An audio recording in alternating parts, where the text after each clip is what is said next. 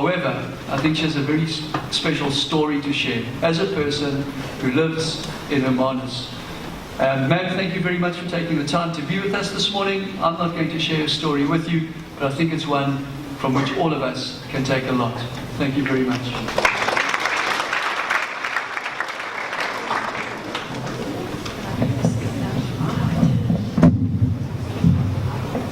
Morning, everyone. Morning, everyone.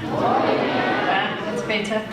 All right, I'm a mom. How many of you got moms? How many of you love your moms? That's good. All right. I have a boy. He's age 19 now.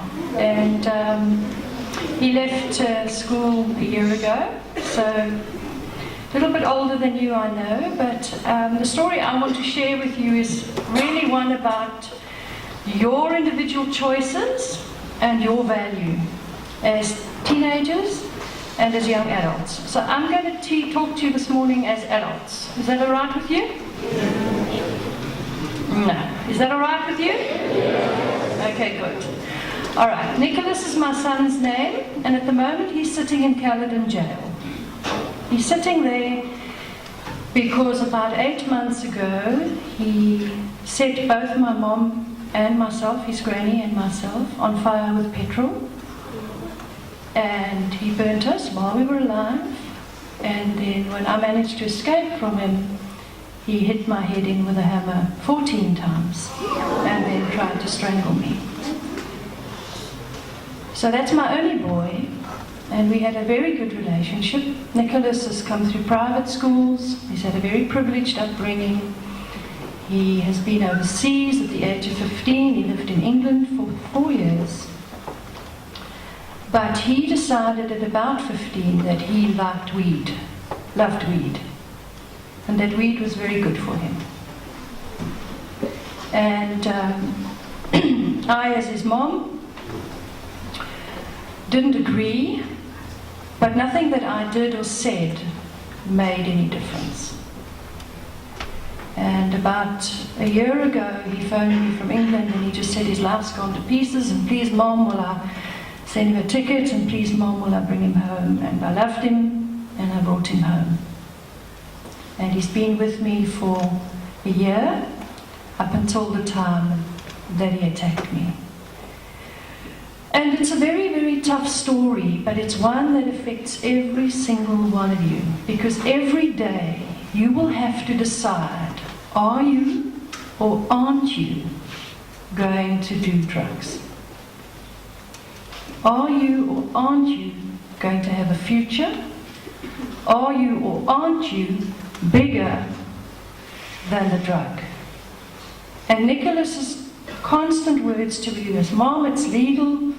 It doesn't do anything to you. It doesn't harm you. It's just a lot of fun. We just do it every night. And you fussing.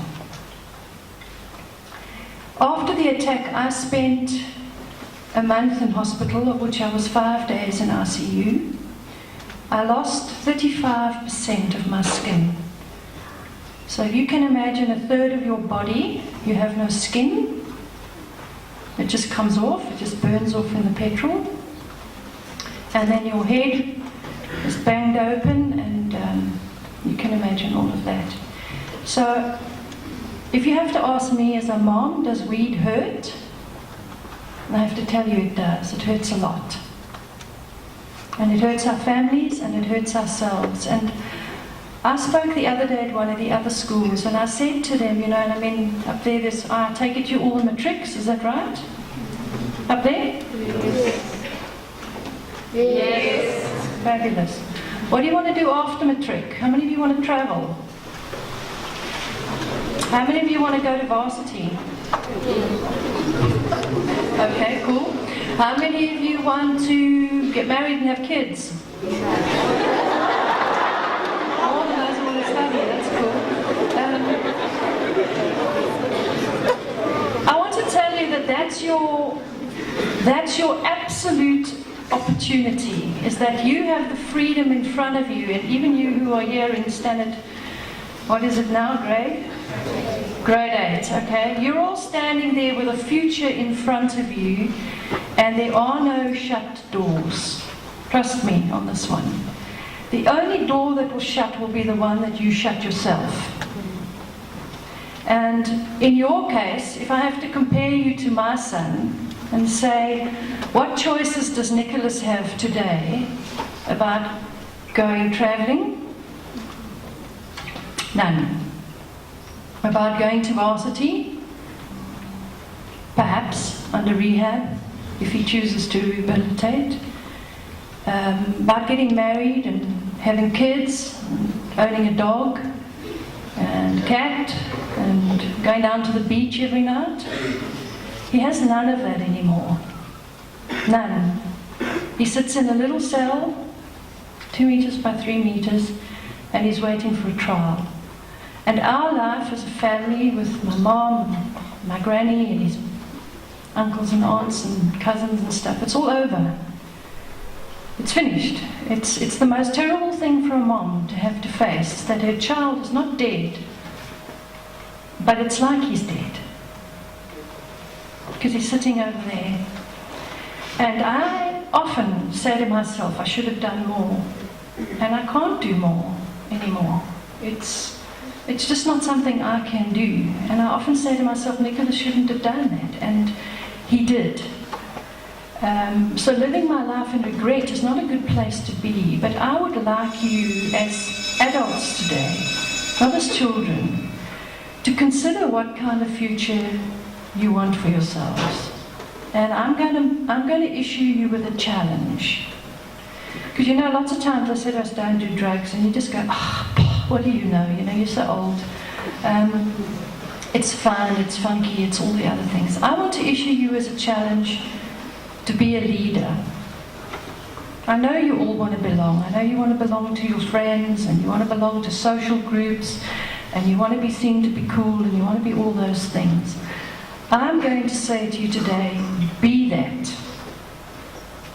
Be that without drugs. And let others want to be cool like you cool.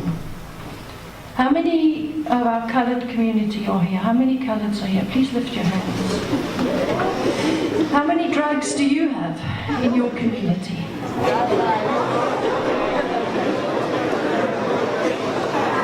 How much theft do you have? How much heartache do you have? How much screaming matches and sessions do you have between mothers and fathers and children and brothers and sisters and friends? How much violence do you have? Those are the outcomes of a choice to do drugs. They're the actual outcomes. Once the little glow is past, that's the real lasting effect of drugs. Because that one ends up in a gang, one ends up in a jail, one ends up hurt, one ends up thrown out the house, one ends up hungry, one ends up angry. And it's not a future that any of you in this room have to have. You have the choices to make other choices. And you have the choices to make choices that you will be proud of and that you can grow with. So to all of those up there who indicated that they want to have wives, girlfriends, and babies, okay, what are you going to teach your children? You're going to teach them the very same lessons that we're standing here trying to teach you. And those lessons will be that you need to love one another, you need to care, you need to matter to each other, you need to be there for each other, you need to stand there and have the other person's back. Not so? And you can't do that with drugs, because it does damage you. So I'm not going to talk much longer. I just want to say to you that I'm not here because I'm taught and I'm educated to teach you about drugs. I'm here because I've lived with it. And these burns and these hurts and my bashed-in head and my hair that sort of grows over it are all the results of learning to live with drugs. And again, I'm going to say to you, you don't need to. You guys can have a future that's bright. You can have a future that's beautiful. You can go anywhere in the world. You can marry the girl or guy of your dreams. You can have one or many children. Go live on islands. Have lots of fun. Will you make those choices for me? Yes. And will you make those choices thinking of Nicholas? Yes. Because I can assure you, he'd think you very cool if you joined him. He'd think you're exceptional. But it's not a future. And when you sit there, you know, we are 8 months now. 8 months that I've been like this, and 8 months that he hasn't been outside. Once. And then you start to realize that, you know what, it's such a small thing, but it has such a major ramification.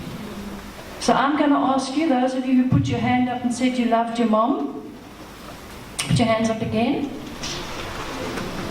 Love your mom. Don't do this to her. Okay. Thank you.